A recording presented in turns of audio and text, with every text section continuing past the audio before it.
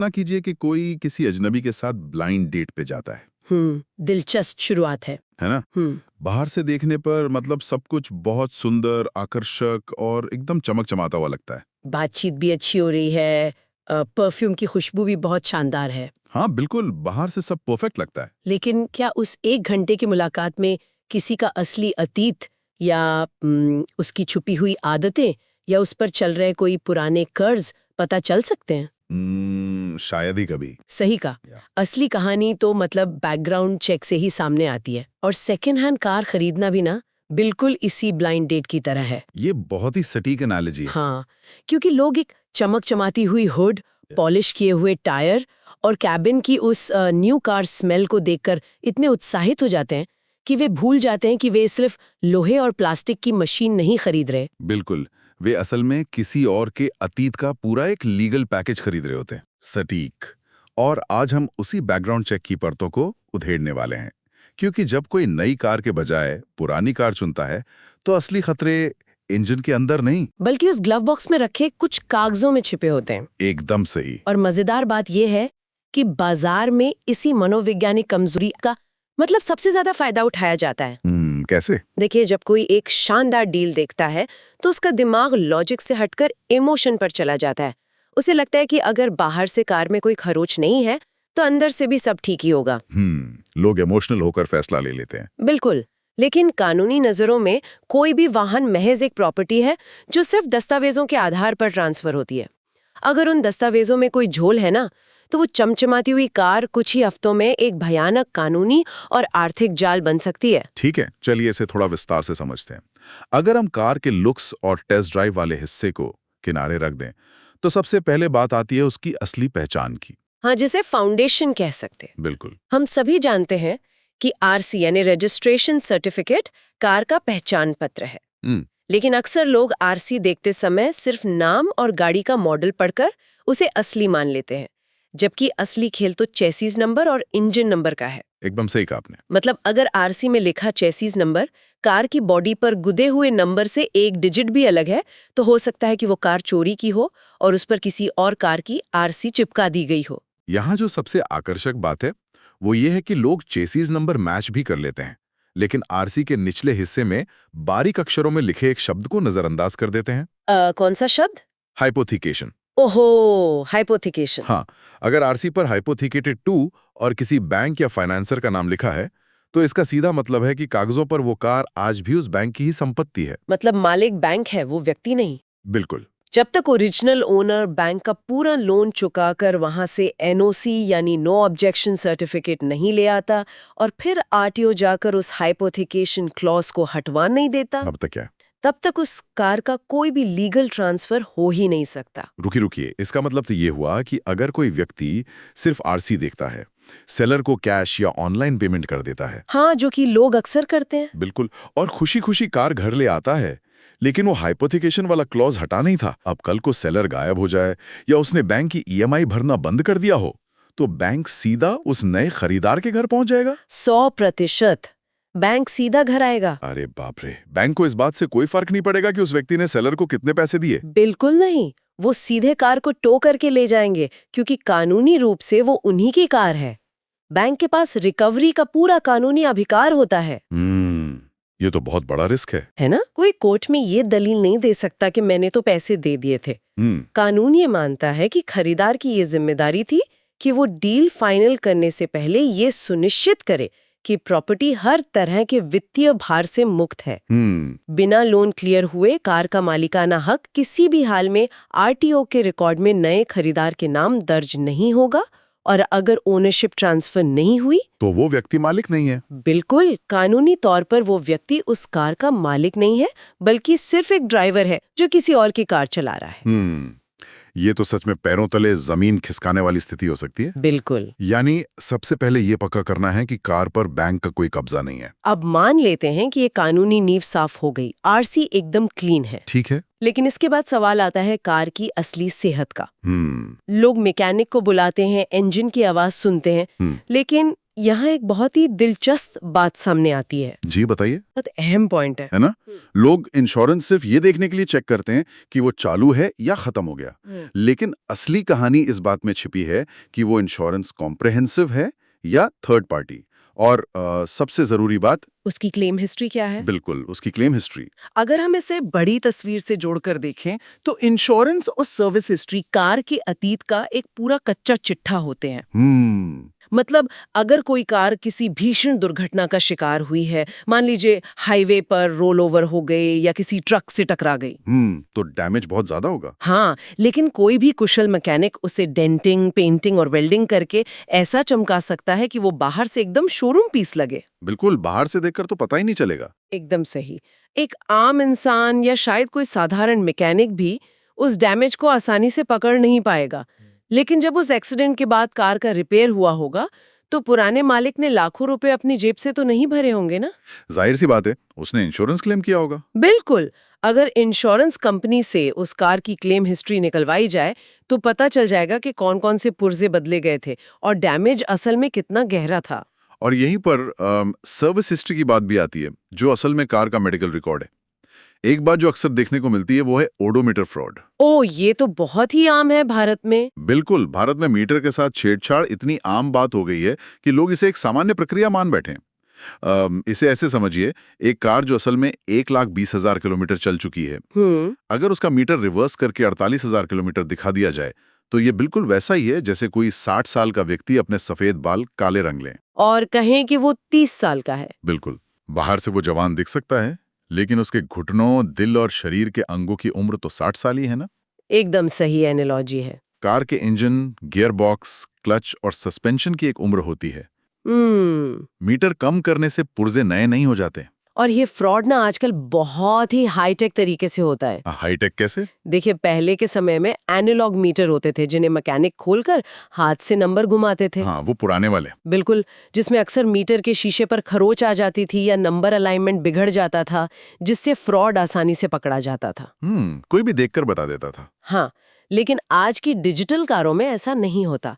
जालसाज क्या करते हैं, वो ओबीडी पोर्ट में एक स्कैनर या लैपटॉप लगाते हैं और इंस्ट्रूमेंट क्लस्टर की ईईप्रोम चिप को रीप्रोग्राम कर देते हैं। अरे बाप रे, इसमें तो बहुत समय लगता होगा। नहीं, इसमें मात्र 10 मिनट लगते हैं और कोई फिजिकल सबूत नहीं बचता।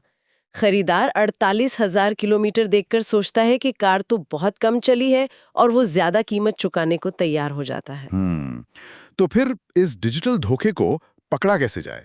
क्योंकि अगर मीटर में कोई फिजिकल छेड़छाड़ नहीं दिख रही है, तो मतलब कोई भी बेवकूफ बन सकता है। इसका एकमात्र पुख्ता तरीका ऑथराइज्ड सर्विस सेंटर की हिस्ट्री है। अच्छा, सर्विस हिस्ट्री। हाँ, जब भी कार सर्विस के लिए जाती है तो जॉब कार्ड पर उसका किलोमीटर दर्ज होता है और वो कंपनी के सेंट्रल सर्वर पर सेव हो जाता है। अगर कोई सर्विस हिस्ट्री निकालता है और देखता है कि 6 महीने पहले कार 95,000 किलोमीटर पर सर्विस हुई थी और आज डैशबोर्ड पर 48,000 दिख रहा है, बिल्कुल, तो गणित अपने आप फ्रॉड की गवाही दे देता है। इसीलिए किसी भी सेलर की बातों पर यकीन करने के बजाय सीधे सर्विस सेंटर जाकर वो डेटा क्रॉस चेक करना बहुत जरूरी है। समझ गया। यानी कानूनी नींव और मेडिकल हिस्ट्री, ये दोनों चीजें फाइल्स और सर्वर में दर्ज होती हैं, ना कि कार के पेंट पर। एकदम सही। अब मान लीजिए कि आरसी भी क्लीन है, कार का एक्सीडेंट भी नहीं हुआ है और मीटर भी असली है, लेकिन पुरानी कार के साथ एक और चीज जो बिल्कुल मुफ्त में मिलती है, वो है पुराने मालिक के पाप। हाँ, ये एक बहुत बड़ा सिरदर्द है। बिल्कुल, लोग टेस्ट ड्राइव लेते समय सिर्फ स्टीयरिंग की ग्रिप और म्यूजिक सिस्टम का बेस चेक करते हैं, लेकिन आज के डिजिटल युग में सड़कों पर कैमरे लगे हैं। हो सकता है पुराने मालिक ने रेड लाइट जंप की हो या ओवर स्पीडिंग की हो, और अनपेड ई चलान कार के नंबर पर हवा में तैर रहे हों। बिल्कुल, ये चलान कार के शीशे पर तो चिपके नहीं होते। अगर डील फाइनल हो गई तो ये सारे पुराने जुर्माने सीधे तौर पर नए मालिक के सिर मोड़े जाते हैं। और ये सिर्फ कुछ 100 या 1000 रुपए के चालान की बात नहीं है। कई बार ये चालान कोर्ट चालान में बदल चुके होते हैं। कोर्ट चालान, इसका क्या मतलब है? इसका मतलब है कि मामले को अदालत ने संज्ञान में ले लिया है और उस वाहन को आरटीओ के सर्वर पर ब्लैकलिस्ट कर दिया गया है। ओहो, और ब्लैकलिस्टेड वाहन का ओनरशिप ट्रांसफर किसी भी कीमत पर नहीं हो सकता। इसी से जुड़ी एक और बड़ी कानूनी अड़चन है राज्यों के बीच की सीमाएं और एनओसी। No objection certificate. हाँ, मान लीजिए कोई व्यक्ति किसी दूसरे राज्य से सस्ती कार खरीद कर अपने राज्य में ले आता है। उसे लगता है कि बस आरसी उसके हाथ में आ गई तो काम हो गया। हाँ, अक्सर लोग दिल्ली या चंडीगढ़ से कारें खरीदते हैं क्योंकि वहाँ सेकंड हैंड गाड़ियाँ सस्ती मिलती हैं और फिर उसे उत्तर प्रदेश या महाराष्ट्र ले आते हैं। बिल्कुल। लेकिन वे ये भूल जाते हैं कि आरटीओ एक स्टेट लेवल बॉडी है।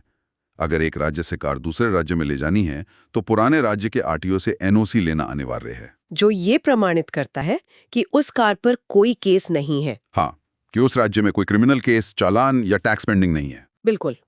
और देखिए, एनओसी की प्रक्रिया यहीं खत्म नहीं होती। अच्छा, और क्या होता है? जब कोई वो एनओसी लेकर नए राज्य के आरटीओ में जाता है तो उसे वहां दोबारा उस कार का लाइफ टाइम रोड टैक्स एक प्रो राटा आधार पर जमा करना पड़ता है। अरे, मतलब दोबारा टैक्स भरना पड़ता है? हाँ, अगर कोई ये सोचे कि वो बिना एनओसी और बिना टैक्स भरे दूसरे राज्य में वो कार सालों साल चला लेगा तो वो एक बहुत बड़ी गलतफहमी में है। किसी भी चेकिंग के दौरान पुलिस उस वाहन को तुरंत जब्त कर सकती है क्योंकि नए राज्य में उस वाहन का रजिस्ट्रेशन वैध ही नहीं है।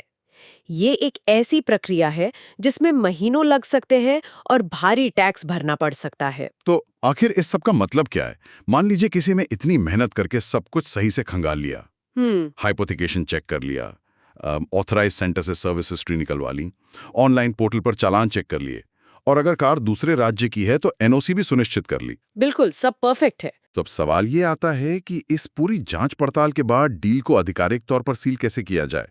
और यहीं पर कागजी कार्यवाही का वो चक्रव्यूह आता है जिसे फॉर्म 29 और फॉर्म 30 कहते हैं। जी। ये दोनों फॉर्म असल में कानूनी पुल हैं जो कार की जिम्मेदारी एक व्यक्ति से दूसरे व्यक्ति तक पहुंचाते हैं। सटीक कहा आपने। इसे ऐसे समझें, फॉर्म 29 विक्रेता का घोषणा पत्र है, सेलर का। हाँ, वो आरटीओ को ये सूचना दे रहा है कि मैंने इस तारीख और समय पर ये वाहन अमुक व्यक्ति को बेच दिया है और इसके बाद से इस वाहन से जुड़ी किसी भी दुर्घटना या घटना के लिए मैं जिम्मेदार नहीं हूँ। समझ गया। वहीं दूसरी ओर फॉर्म 30 खरीदार का आवेदन है। इसके जरिए खरीदार आरटीओ से कहता है कि मैंने ये वाहन खरीद लिया है, कृपया इसे मेरे नाम पर ट्रांसफर कर दें। ठीक है। अगर ये दोनों फॉर्म सही तरह से भरे और जमा नहीं किए जाते तो कानूनी तौर पर डील कभी पूरी ही नहीं होती। इससे एक महत्वपूर्ण सवाल खड़ा होता है और ये कुछ ऐसा है जो बहुत से लोग सोचते हैं। लोग कहते हैं कि फॉर्म 29 और 30 पर बाद में साइन कर लेंगे, अभी तो मैंने पैसे दे दिए और कार मेरे गैराज में खड़ी है, मैं चला भी रहा हूं। हाँ, ये बहुत आम सोच है। तो अगर कोई व्यक्ति प्रॉपर ट्रांसफर की प्रक्रिया को टालता रहे तो असल जिंदगी में इसका क्या परिणाम हो सकता है? इस सवाल का जवाब देने के लिए मैं एक बहुत ही क्लासिक रियल लाइफ सिनारियो का जिक्र करना चाहूंगी जो हर रोज देश के किसी न किसी कोने में घटता है। बताइए। एक व्यक्ति को एक प्रीमियम एसयूवी बहुत ही आकर्षक कीमत पर मिल रही थी, बाजार भाव से लगभग 30% कम। 30%? ये तो बहुत बड़ी छूट है ना? कीमत इतनी लुभावनी थी कि उसने तुरंत कैश में पेमेंट कर दी। सेलर ने कहा कि वो कुछ दिनों में फॉर्म 29 और 30 पर साइन कर देगा, तब तक आप कार ले जाइए। खरीदार कार घर ले आया और फिर सरप्राइज मिलना शुरू हुए होंगे। बिल्कुल। 1 महीने बाद खरीदार के घर पुलिस आती है। अरे बाप रे! पता चलता है कि उस कार से 2 महीने पहले एक हिट एंड रन एक्सीडेंट हुआ था और पुलिस कार नंबर के आधार पर मालिक को ढूंढ रही है। क्योंकि ओनरशिप ट्रांसफर नहीं हुई थी तो सेलर ही जिम्मेदार था ना? तकनीकी रूप से हाँ, लेकिन कार खरीदार के पते पर थी और वही उसे चला रहा था, इसलिए पुलिस की पूछताछ का पहला शिकार वही बना। ओहो। बात यहीं खत्म नहीं हुई। कुछ दिनों बाद बैंक के रिकवरी एजेंट घर पहुंच गए क्योंकि उस एसयूवी पर भारी लोन पेंडिंग था और सेलर ने ईएमआई देना बंद कर दिया था। मतलब एक के बाद एक मुसीबत। बिल्कुल। इंश्योरेंस एक्सपायर हो चुका था, इसलिए कोई मदद नहीं मिली। खरीदार ने जब आरटीओ से ट्रांसफर कराने की कोशिश की तो पता चला कि कार पर 25,000 रुपए के ई चालान पेंडिंग थे और पोर्टल पर कार ब्लैकलिस्टेड थी। बाप रे! नतीजा क्या हुआ फिर? नतीजा ये हुआ कि उस व्यक्ति को वकीलों को मोटी फीस देनी पड़ी, आरटीओ के दर्जनों चक्कर काटने पड़े और महीनों तक मानसिक प्रताड़ना सहनी पड़ी। जो डील उसे 30% सस्ती लगी थी, वो नई कार से भी ज्यादा महंगी पड़ गई। ये सिनारियो तो सच में डराने वाला है। लेकिन ये साबित करता है कि दस्तावेज कोई औपचारिकता नहीं है, वे असल में आपकी सुरक्षा की ढाल हैं। बिल्कुल। इस पूरी चर्चा से हम उन आम गलतियों की एक साफ चेकलिस्ट बना सकते हैं जिन्हें लोग अक्सर दोहराते हैं। सबसे पहली और बड़ी गलती, कभी भी खाली कागजों या ब्लैंक फॉर्म 29 और 30 पर साइन ना करें और ना ही सेलर से करवाएं। हमेशा पूरा विवरण भरने के बाद ही हस्ताक्षर करें। बिल्कुल सही। दूसरी गलती, बिना किसी लिखित एग्रीमेंट या बैंक ट्रांजैक्शन के बड़ी रकम सिर्फ कैश में देना। कल को विवाद होने पर कोई प्रूफ नहीं होता कि कार खरीदी गई है। ये बहुत बड़ी बेवकूफी है। तीसरी चीज, आरसी ट्रांसफर की प्रक्रिया में देरी करना। डील होते ही तुरंत आरटीओ पोर्टल पर प्रक्रिया शुरू होनी चाहिए। एकदम सही। चौथी गलती, सिर्फ सेलर की मीठी बातों या किसी लोकल गैरेज की फर्जी सर्विस रसीदों पर भरोसा कर लेना। हमेशा कंपनी के ऑथराइज सेंटर का डेटा ही फाइनल माने। हाँ, क्योंकि डेटा झूठ नहीं बोलता। और पांचवी, जो हमारे समाज में बहुत होती है, अरे ये तो चाचा के दोस्त की कार है या जानने वाला है, ये सोचकर पेपर्स चेक करने में शर्म महसूस करना। रिश्ते और बिजनेस अलग होने चाहिए। बिल्कुल। इसके साथ ही एक छोटी लेकिन बहुत अहम चीज, पोल्यूशन सर्टिफिकेट यानी पीयूसी। हाँ, पीयूसी बहुत जरूरी है। आजकल भारत सरकार का वाहन पोर्टल पूरी तरह से इंटीग्रेटेड है। अगर उस कार का पीयूसी वैलिड नहीं है तो सिस्टम ट्रांसफर एप्लीकेशन को पहले स्टेप में ही ब्लॉक कर देगा, मतलब कोई आगे ही नहीं बढ़ पाएगा। आपने बिल्कुल सटीक चेकलिस्ट दी है। अगर इस पूरी बातचीत का निचोड़ निकाला जाए तो वो बस इतना है कि एक सेकंड हैंड कार कभी भी सिर्फ एक वाहन या लोहे की मशीन नहीं होती। वो असल में दस्तावेजों, कानूनी देनदारियों और पिछले मालिक की आदतों का एक पूरा पैकेज होती है। बिल्कुल। कार बाहर से कितनी भी अच्छी, चमकदार और नई क्यों ना दिखे, उसका और उसे चलाने वाले का भविष्य पूरी तरह से आरटीओ, पुलिस और बैंक के सर्वर में मौजूद उन पेपर्स पर निर्भर करता है। बिना सही पेपर्स के वो एक बेहतरीन मशीन नहीं बल्कि एक चलता फिरता लीगल टाइम बॉम्ब है। ये एक बहुत ही शानदार नजरिया है। एक कार असल में लीगल टाइम बॉम्ब हो सकती है। आज हमने आरसी, चेसिस नंबर, हाइपोथिकेशन और ई चालान की बात की, लेकिन जरा भविष्य की ओर देखते हैं। भविष्य की ओर। हाँ, कल्पना कीजिए आज से 10 या 15 साल बाद का समय, जब कारें पूरी तरह से सॉफ्टवेयर और आर्टिफिशियल इंटेलिजेंस द्वारा संचालित होंगी। जब गाड़ियां असल में कंप्यूटर्स ऑन व्हील्स बन जाएंगी। बिल्कुल। सोचिए, तब सेकेंड हैंड कार खरीदते समय हमारी ये चेकलिस्ट कितनी बदल जाएगी। आज हम डेंट और इंजन चेक करते हैं, शायद तब हमें कार के सॉफ्टवेयर सब्सक्रिप्शन का स्टेटस चेक करना पड़े। अरे हाँ, ये तो सोचने वाली बात है ना? क्या पता कार के हीटेड सीट्स या ऑटोनोमस ड्राइविंग फीचर्स किसी पेवॉल के पीछे लॉक हों और पुराना मालिक उनका सब्सक्रिप्शन रद्द कर चुका हो। बिल्कुल संभव है। क्या तब हमें इंजन और चेसिस की भौतिक जांच से ज्यादा उस कार की साइबर सिक्योरिटी हिस्ट्री चेक करनी पड़ेगी कि कहीं उसे पहले हैक तो नहीं किया गया था? ये तो बहुत ही डरावना विचार है। और सबसे बड़ा सवाल, पिछले मालिक के data privacy logs.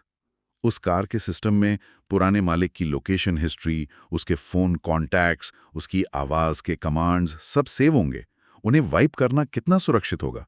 Data privacy एक बहुत बड़ा मुद्दा होगा। शायद भविष्य में एक पुरानी कार को पास करने के लिए या उसका असली बैकग्राउंड चेक करने के लिए हमें एक स्पैनर लिए हुए मैकेनिक से कहीं ज्यादा एक लैपटॉप लिए हुए हैकर या आईटी एक्सपर्ट की जरूरत पड़ेगी। यह तकनीकी और दार्शनिक दृष्टिकोण से बहुत ही गहरा विचार है। असल में हम धीरे धीरे उस युग में प्रवेश कर रहे हैं जहां हार्डवेयर से ज्यादा कीमत सॉफ्टवेयर की होगी और छुपे हुए खतरे भी वही होंगे। बिल्कुल। तो अगली बार जब कोई पुरानी कार खरीदने के उस ब्लाइंड डेट पर जाए तो सिर्फ कार की बाहरी सुंदरता, उसके अलॉय व्हील्स या महंगे परफ्यूम की खुशबू में ना खो जाए। बैकग्राउंड चेक गहराई से करें। हाँ, दस्तावेज खंगालें, क्योंकि कार का पेंट झूठ बोल सकता है, लेकिन कागज और डेटा कभी झूठ नहीं बोलते। असली कहानी हमेशा वहीं दर्ज होती है।